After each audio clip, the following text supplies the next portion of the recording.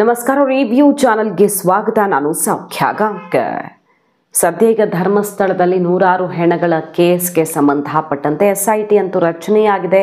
ಹೋರಾಟಗಾರರೆಲ್ಲ ನಮಗೆ ಮೊದಲ ಜಯ ಸಿಕ್ಕಿದೆ ಅನ್ನುವಂಥ ಸಮಾಧಾನದಲ್ಲಿ ನಿಟ್ಟುಸಿರು ಬಿಟ್ಟಿದ್ದಾರೆ. ಎಲ್ಲ ಸರಿ, ಆದರೆ ಒಂದು ಆಘಾತಕಾರಿ ಆಯಾಮ ತೆರೆದುಕೊಳ್ತಿದೆ ಇದರಲ್ಲಿ.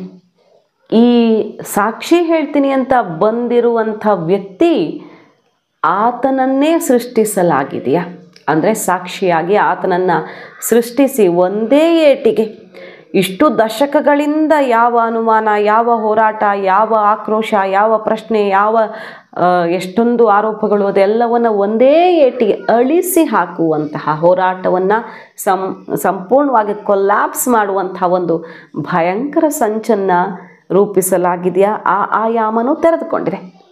SIT ರಚನೆಯಾಗಿರೋ ಹೊತ್ತಲ್ಲಿ ಅವರು ಎಲ್ಲ ಕಡೆನೂ ಆಯಾಮಗಳನ್ನು ಅಗಿಬೇಕಾಗತ್ತೆ ಸಹಜವಾಗಿ. ಏನಿದು ಆಯಾಮ, ಹೊಸ ಆಯಾಮ, ಅದನ್ನು ಹೇಳ್ತಾ ಹೋಗ್ತೇವೆ. ಬಹಳ ಶಾಕಿಂಗ್ ವಿಚಾರ ಈ ಚರ್ಚೆ ಆಗ್ತಿರೋದು. ನೋಡ್ತಾ ಹೋಗೋಣ. ಮಿಸ್ ಮಾಡಿದ್ರೆ ನಮ್ಮ ಚಾನಲ್ನ ಸಬ್ಸ್ಕ್ರೈಬ್ ಮಾಡಿ, ನಿಮ್ಮ ಅಭಿಪ್ರಾಯ ಕಮೆಂಟ್ ಮಾಡಿ ತಿಳಿಸಿ. ಒಂದು ವಿಚಾರ ಅಂದರೆ ಈಗ SIT ಏನೇನು ನೋಡುತ್ತೆ, ಎಲ್ಲ ಕೇಸ್ಗಳನ್ನು 20 ವರ್ಷದಿಂದ ಏನೇನಾಗಿದೆ, ಏನೇನು ಫೈಲು ಆ ವ್ಯಾಪ್ತಿಯಲ್ಲಿ ಬಂದಿತ್ತು, ಯಾವ್ಯಾವ ಕೇಸು ಮಿಸ್ಸಿಂಗು ಎಲ್ಲ ನೋಡ್ತಾರೆ ಅಂತ ಅನಿಸಲ್ಲ. ಗೊತ್ತಾಗಬೇಕು ಇನ್ನಷ್ಟೇ ಡೀಟೇಲ್ ಆಗಿ. ಗೃಹ ಸಚಿವರ ಸ್ಟೇಟ್ಮೆಂಟ್ ಕೇಳಿದ್ರೆ ಈ ಹೆಣಗಳನ್ನು ಹೂತಿರೋ ಪ್ರಕರಣಕ್ಕೆ ಲಿಮಿಟೆಡ್ ಆಗಿ ಈ ತನಿಖೆ ನಡೆಯುತ್ತೆ. ಆತ ಹೇಳಿದಂತೆ ಹೂಳಲಾಗಿದೆಯಾ, ಆತನಿಂದ ಆಗಿಸಬಹುದು, ಸ್ಥಳ ಮಹಜರು ಮತ್ತು ಅಲ್ಲಿಂದ ಏನೇನು ಸಿಗುತ್ತೆ, ಆ ಬೋನ್ಸು, ಕಳೆಬರಹಗಳು ಯಾರದ್ದಾದರೂ DNA ಜೊತೆ ಮ್ಯಾಚ್ ಆಗುತ್ತಾ, ಅಥವಾ ಆ ದೇಹದಲ್ಲಿ ಇಷ್ಟೆಲ್ಲ ವರ್ಷ ಆದಮೇಲೆ ತುಂಬ ಏನು ಸಿಗಲ್ಲ ಅದ್ರಲ್ಲಿ ಸಾಕ್ಷಿ. ಸಿಕ್ಕಿದ್ರೆ ಏನಾದರೂ ಈ ದೇಹ ಸಾಯೋದಕ್ಕೆ ಯಾವ ಬಗೆಯಲ್ಲಿ ಕಾರಣ ಆಗಿದೆ, ಆ ದೇಹದ ಮೇಲೆ ಏನೇನು ಆಗಿತ್ತು ಅನ್ನೋದನ್ನು ಯಾವುದಾದ್ರೂ ರೀತಿಯಲ್ಲಿ ಜೀವ ಕಣಗಳಿಂದ ಕಂಡುಹಿಡಿಯೋಕ್ಕಾಗತ್ತಾ ಅಂತ ನೋಡಬಹುದು. ಸೊ ಆ ಶವಗಳ ಸುತ್ತ, ಆ ವ್ಯಕ್ತಿಯ ಸುತ್ತ ಈಗ ಇನ್ವೆಸ್ಟಿಗೇಷನ್ ಆಗುತ್ತೆ. ಪರ್ಟಿಕ್ಯುಲರ್ ಆಗಿ ಸೌಜನ್ಯ ಕೇಸು, ಅನನ್ಯ ಭಟ್ ಕೇಸ್ ಅಂತ ಆ ಥರ ಹೋಗಲ್ಲ. ಶವಗಳ ಸುತ್ತ ಈ ಕೇಸ್ ಇನ್ವೆಸ್ಟಿಗೇಷನ್. ನನಗೆ ಈಗ ಅನ್ನಿಸ್ತಿರೋ ಪ್ರಕಾರ ಗೃಹ ಸಚಿವರ ಸ್ಟೇಟ್ಮೆಂಟ್ ಕೇಳಿಸ್ಕೊಂಡ್ರೆ ಇನ್ನಷ್ಟೇ ಗೊತ್ತಾಗಬೇಕು. ಸೊ ಈಗ ನೋಡಿ, ಆ ಕೇಸ್ ಓಪನ್ ಆಗಿರೋದೇ ವ್ಯಕ್ತಿ ಬಂದಿರೋದ್ರಿಂದ, ಅನಾಮಿಕ ವ್ಯಕ್ತಿ, ಬ್ಲ್ಯಾಕ್ ಕ್ಯಾಟ್ ಅಂತ ಏನು ಹೇಳಲಾಗ್ತಿದೆ ಈಗ, ಕ್ಯಾಟ್ ಈಸ್ ಔಟ್ ಅಂತ. ಆ ಕ್ಯಾಟ್ ಸುತ್ತ ಈಗೆಲ್ಲ ಪ್ರಶ್ನೆಗಳು ಹುಟ್ಕೊಂಡಿರೋದಲ್ವ. ಈ ಇಷ್ಟು ವರ್ಷಗಳಲ್ಲಿ ಒಂದು ಸಾಕ್ಷಿನೂ ಇರಲಿಲ್ಲ. ಈ ವ್ಯಕ್ತಿ ಬಂದಿದ್ದಕ್ಕೆ ಸಾಕ್ಷಿ ಬಂದಿದೆ. ಆದರೆ ನೋಡಿ, ಇಲ್ಲಿ ಸೌಜನ್ಯ ಕೇಸಲ್ಲಿ ಹೋರಾಟ ಮಾಡಿದಂತಹ, ಇಂತಹ ಸುಮಾರು ಕೇಸ್ಗಳಲ್ಲಿ ಹೋರಾಟ ಮಾಡಿದಂಥ ಒಡನಾಡಿ ಸಂಸ್ಥೆ ನಿಮ್ಗೆ ಗೊತ್ತಿರುತ್ತೆ. ಅದರ ಪರಶುರಾಮ್ ಅವರು ಒಂದು ಭಯಂಕರವಾದ ಆಯಾಮವನ್ನು ಇಟ್ಟಿದ್ದಾರೆ. ಅವ್ರಿಗೆ ನನಗೆ ಹಿಂಗೂ ಅನ್ನಿಸ್ತಾ ಇದೆ, ಈ ಆಯಾಮನೂ ಇರಬಹುದಾ. ಸೊ ತನಿಖೆ ಮಾಡುವವರು ಬಹಳ ಎಚ್ಚರಿಕೆಯಿಂದ ತನಿಖೆ ಮಾಡಬೇಕು. ಇಲ್ಲ ಒಂದೇ ಸಲಕ್ಕೆ ಎಲ್ಲರ ಬಲದೊಂದಿಗೆ ಕ್ಲೋಸ್ ಆಗಿಬಿಡ್ಬೋದು, ಎಲ್ಲರ ಮುಂದೆ ಚಾಪ್ಟರೇ ಕ್ಲೋಸ್ ಆಗಿಬಿಡ್ಬೋದು, ಸತ್ಯ ಸುಳ್ಳು, ಸುಳ್ಳು ಸತ್ಯವಾಗಿಬಿಡಬಹುದು ಅನ್ನುವಂಥ ಒಂದು ಆತಂಕವನ್ನು ಹೊರಗಿಡ್ತಿದ್ದಾರೆ. ಮೋಸ್ಟ್ಲಿ ಅವರು ತನಿಖಾಧಿಕಾರಿಗಳಿಗೂ ಇದನ್ನು ತನ್ನ ಅಭಿಪ್ರಾಯವನ್ನು ಹೇಳಬಹುದು. ಏನದು ಅಂತ ಕೇಳಿದ್ರೆ ನೋಡಿ, ಈ ವ್ಯಕ್ತಿ ಅನಾಮಿಕ ವ್ಯಕ್ತಿ, ಸಾಕ್ಷಿದಾರ, ಆತ ಬಂದಿರೋದ್ರಿಂದ ಎಷ್ಟೋ ಹೋರಾಟಕ್ಕೆ ಬಲ ಬಂದಿದೆ. ಏನೋ ಒಂದು ಹುಲ್ಕಡ್ಡಿ ಆಸರೆ ಅನ್ನೋ ರೀತಿಯಲ್ಲಿ ಆಗಿದೆಯಲ್ವ. ಆದರೆ ಸೌಜನ್ಯ ಹೋರಾಟಕ್ಕೆ, ಬೇರೆ ಬೇರೆ ಹೋರಾಟಕ್ಕೆ ಆತ ಬರ್ತೀನಿ ಅಂತ ಹೇಳಿದ್ದ, ಬಟ್ ಬರಲೇ ಇಲ್ಲ ಅನ್ನೋದೊಂದು ಮಾತು ಕೇಳಿ ಬರ್ತಿದೆ. ಸೊ ಈಗ ಪ್ರತ್ಯಕ್ಷನಾಗಿದ್ದಾನೆ. ಆತ ಆ ಊರಿಂದ ಕಾಲು ಕಿತ್ತು ಅಲ್ಲಿಂದ ಎಲ್ಲೋ ಬೇರೆ ಊರಿಗೆ ಹೋಗಿದ್ದಿದ್ದು ಕುಟುಂಬದ ಭಯದಿಂದ ಅಂತ ಹೇಳಲಾಗ್ತಿದೆಯಲ್ವ. ಜೀವ ಭಯ ಇತ್ತು ಅಂತಲೇ ಆತ ಹೇಳಿರೋದು.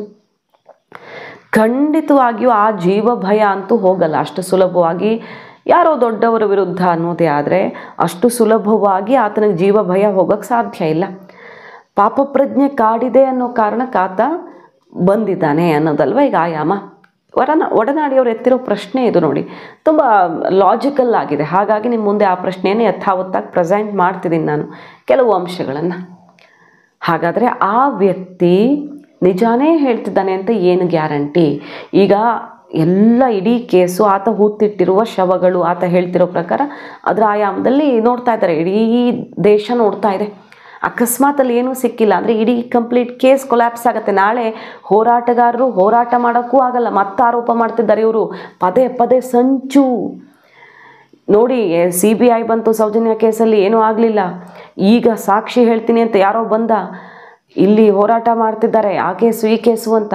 ಮಸಿ ಬಳಿಯೋದಕ್ಕೆ ಹೋರಾಟ ಮಾಡ್ತಿದ್ರು. ಈಗ ಎಲ್ಲದರಲ್ಲಿಯೂ ಕ್ಲೀನ್ ಚಿಟ್ ಸಿಕ್ಕಿದ್ರೂ ಮತ್ತೆ ಆರೋಪ ಮಾಡ್ತಾರೆ. ಅಂದರೆ ಅದನ್ನು ನಂಬೋರು ಯಾರೂ ಇರಲ್ಲ, ದಿನ ಸಾಯೋರು ಯಾರು ಅಂತಾರಲ್ಲ, ಆ ರೀತಿ ಆಗ್ಬಿಡುತ್ತೆ ಕಥೆ. ಆಮೇಲೆ ಒಂದೇ ಸಲಕ್ಕೆ ವ್ಯಾನಿಷ್ ಆಗಿಬಿಡುತ್ತೆ. ಇಲ್ಲಿ ಹೇಳಿದ್ದು ಸಿಗದೆ ಹೋದರೆ ಅಥವಾ ಯಾವುದೋ ಮೂಳೆಗಳು ಸಿಕ್ಕು ಅದಕ್ಕೆ ಏನೂ ಮ್ಯಾಚ್ ಆಗದೆ ಹೋದರೆ ಎಲ್ಲ ಕೊಲ್ಯಾಪ್ಸ್ ಆಗಿಬಿಡಲ್ವಾ?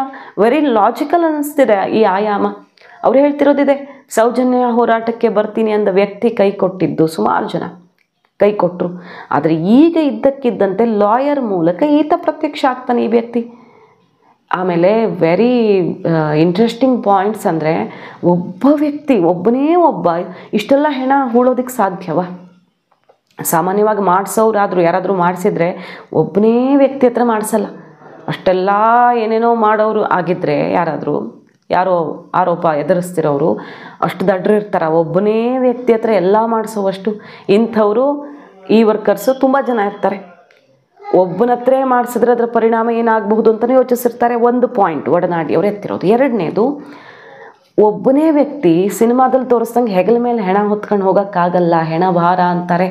ಅಥವಾ ನದಿಯಲ್ಲಿ ಸಿಕ್ಕಿದ್ದ ಹೆಣ ಮತ್ತು 2-3 ದಿನ ಆದಮೇಲೆ ಊದ್ಕೊಂಡಿದ್ದ ಹೆಣ ಎಲ್ಲ ಇನ್ನೂ ಭಾರ ಆಗಿರುತ್ತೆ. ಒಬ್ಬನೇ ವ್ಯಕ್ತಿ ಎಲ್ಲ ಹೊತ್ಕೊಂಡು ಹೋಗೋಕ್ಕಾಗಲ್ಲ. ಒಂದು ಭಾರದ ವಿಚಾರ, ಇನ್ನೊಂದು ಏನೋ ಒಂದು ಭೀಕರತೆ ಇರುತ್ತೆ. ಹೆಣ ಯಾರದ್ದೋ ಹೆಣ, ಅದು ಈ ರೀತಿ ಸತ್ತವರನ್ನೆಲ್ಲ ಹೊತ್ಕೊಂಡು ಹೋಗೋದಕ್ಕೆ ಯಾವ ಮತ್ತೊಂದು ಇನ್ನೊಂದು ಬರಲ್ಲ. ಅದಕ್ಕೆ ಭಯ, ಯಾವುದೇ ಮನುಷ್ಯನಿಗಾದರೂ ಭಯ, ಆ ಭೀಕರತೆ, ಅಸಹ್ಯ ಎಲ್ಲ ಸೇರ್ಕೊಂಡು ಬಿಟ್ಟಿರುತ್ತೆ.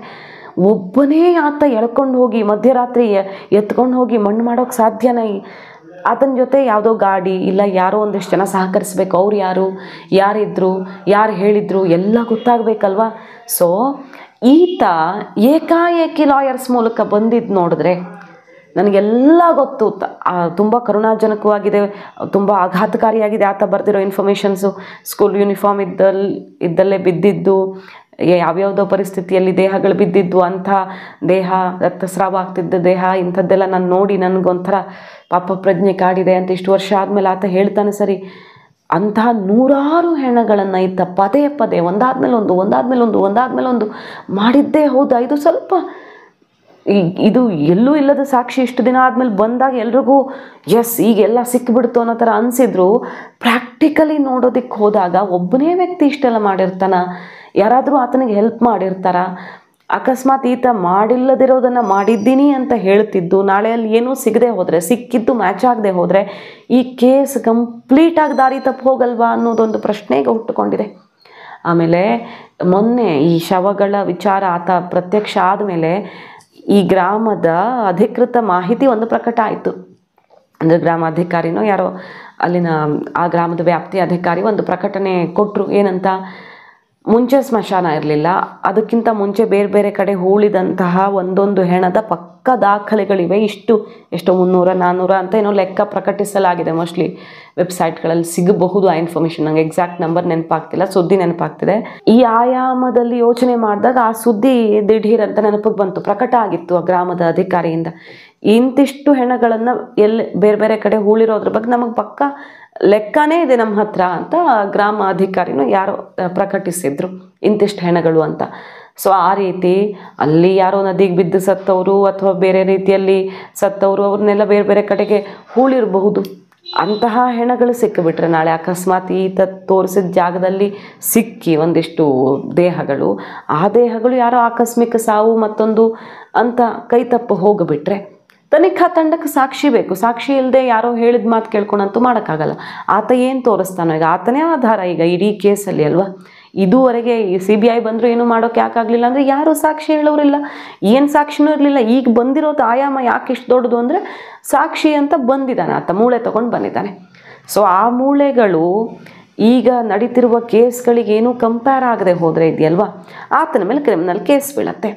ಒಬ್ಬ ವ್ಯಕ್ತಿ ಮೇಲೆ ಕೇಸ್ ಅದೇನು ದೊಡ್ಡ ವಿಷಯನ, ಒಬ್ಬನ್ನ ಫಿಟ್ ಮಾಡೋದಾದರೆ. ಅಂದರೆ ಆಯಾಮ ಇದು ಆತನನ್ನೇ ಸೃಷ್ಟಿಸಿ ಅಂದರೆ ತಯಾರು ಮಾಡಿ ಕಳಿಸಿರಬಹುದು. ಆತ ಇರೋ ವ್ಯಕ್ತಿನೇ ಈಗ ಸೃಷ್ಟಿಯಾದವನು ಅಂದರೆ ಎದ್ದು ಬಂದವನು ಅಂತಲ್ಲ ಅರ್ಥ. ಈ ರೀತಿಯಲ್ಲಿ ಸೃಷ್ಟಿಸಿ ಈ ರೀತಿ ಸಾಕ್ಷಿಯನ್ನಾಗಿ ಆತನನ್ನು ಮಾರ್ಪಡಿಸಿ ಕಳಿಸಿರಬಹುದಾ ಅನ್ನೋದರ ಒಂದು ಚರ್ಚೆಯನ್ನು ಒಡನಾಡಿ ಅವರು ಮಾಡ್ತಿದ್ದಾರೆ. ಇದು ಒಂದು ಆಯಾಮದಲ್ಲಿ ಆಗಬೇಕು, ಇಲ್ಲ ಒಂದೇ ಏಟಲ್ಲಿ ವ್ಯಾನಿಷ್ ಮಾಡುವಂಥ ಪ್ರಯತ್ನದಂತೆಯೂ ಕಾಣಿಸ್ತಿದೆ ಅನ್ನೋ ಆಯಾಮ ಇಟ್ಟಿದ್ದಾರೆ. ಬಹಳ ಬುದ್ಧಿವಂತಿಕೆಯಿಂದ ಯೋಚನೆ ಮಾಡಬೇಕು ಆ ಭಾಗದ ಜನ, ಹೋರಾಟಗಾರರು.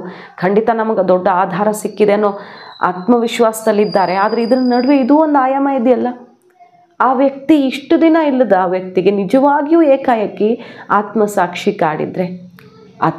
ಕಾಡಿದ್ರೂ ಯಾರೋ ಒಬ್ಬ ಬಡ ವ್ಯಕ್ತಿಗೆ ಯಾರನ್ನೋ ನಾನು ಎದುರಿಸಿ ನಿಲ್ತೀನಿ ಅನ್ನೋಷ್ಟು ಧೈರ್ಯ ಅಷ್ಟು ಬೇಗ ಬರೋಕ್ಕೆ ಸಾಧ್ಯವಾ? ಹೆದರ್ಕೊಂಡು ಓಡಿ ಹೋಗಿದ್ದಂಥ ವ್ಯಕ್ತಿಗೆ ಅನ್ನೋದು ಬರುತ್ತಲ್ವ. ಆಮೇಲೆ ವೆರಿ ಲಾಜಿಕಲ್ ಪಾಯಿಂಟ್, ಅಷ್ಟು ಹೆಣಗಳನ್ನು ಒಬ್ಬನೇ ಅಂತೂ ಮಾಡೋಕ್ಕಾಗಲ್ಲ, ಹೊತ್ಕೊಂಡು ಹೋಗೋದೇ ಒಂದು ದೊಡ್ಡ ಕಷ್ಟ. ಸೊ ಆತನಿಗೆ ಸಾಥ್ ಕೊಟ್ಟವ್ರು ಯಾರು ಅನ್ನೋದೆಲ್ಲ ಬರುತ್ತೆ.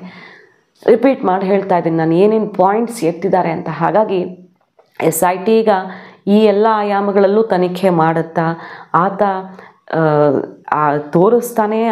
ಆಗದಾಗ ಸಿಕ್ಕಿದ್ದು ಅದೇ ಫೈನಲ್ ಅಂದುಬಿಟ್ರೆ, ಅಥವಾ ಅದಕ್ಕೇನೂ ಸಾಕ್ಷಿ ಇಲ್ಲ ಅಂದುಬಿಟ್ರೆ ಅಲ್ಲಿಗೆ ತನಿಖೆ ರಿಪೋರ್ಟ್ ಮುಗಿದು ಬಿಡಬಹುದು. ಈಗ ಈತ ಏಕಾಏಕಿ ಬಂದಿರೋದ್ರ ಹಿನ್ನೆಲೆಯನ್ನು ಕೆದಕಿ ತನಿಖೆ ಮಾಡೋ ರೀತಿಯಲ್ಲಿ ಅಸಲಿಗೆ ತನಿಖೆ ಆಗಬೇಕಿತ್ತೇನೋ. ಗೃಹ ಸಚಿವರು ಹೇಳೋ ಪ್ರಕಾರ ಈ ಹೂತಿರೋ ಪ್ರಕರಣಕ್ಕೆ ಲಿಮಿಟೆಡ್ ಆಗಿ ನಡೆಯುತ್ತೆ ಇದು ಅಂತ. ಹಾಗಾಗಿ ಈ ಇನ್ವೆಸ್ಟಿಗೇಷನಲ್ಲಿ ಏನೂ ಸಿಗಲಿಲ್ಲ ಅಂದರೆ ತುಂಬ ಬ್ರಿಲಿಯಂಟ್ ಆಫೀಸರ್ಸ್ ಮೂಲಕವೇ ತನಿಖೆಗೆ ಆಗ್ರಹಿಸಿದೆ, ಆದೇಶ ಕೊಟ್ಟಿದೆ ರಾಜ್ಯ ಸರ್ಕಾರ, ಅದರಲ್ಲಿ ಡೌಟ್ ಇಲ್ಲ. ಆದರೆ ಅಲ್ಲಿ ಇರಬೇಕಲ್ಲ, ಸಾಕ್ಷಿ ಕರೆಕ್ಟಾಗಿ ಸಿಗದೆ ಹೋದರೆ ಕೇಸ್ ಏನು ಆಧಾರದ ಮೇಲೆ ಮಾಡೋಕ್ಕಾಗತ್ತೆ?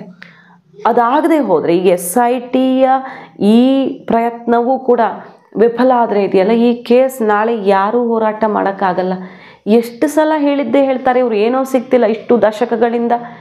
ಇಂಥ ಮಸಿ ಬಳಿಯುವ ಪ್ರಯತ್ನ ಮತ್ತೆ ಯಾರೋ ಕಮ್ಯುನಿಸ್ಟ್ ಮತ್ತೊಂದು ಅನ್ನೋ ರೀತಿಯಲ್ಲಿ ಅದು ಎಡಬಲಗಳ ನಡುವಿನ ಹೋರಾಟ ಅನ್ನೋ ರೀತಿ ಬಣ್ಣವನ್ನು ಪಡೆದುಕೊಂಡು ಅಕಸ್ಮಾತಲ್ಲಿ ಏನಾದರೂ ಸತ್ಯಗಳಿದ್ದರೆ ಅದು ಸುಳ್ಳಾಗ್ಬಿಡಬಹುದು ಅನ್ನೋದೊಂದು ಆತಂಕಕಾರಿ ಆಯಾಮವೂ ಚರ್ಚೆಯಾಗ್ತಿದೆ.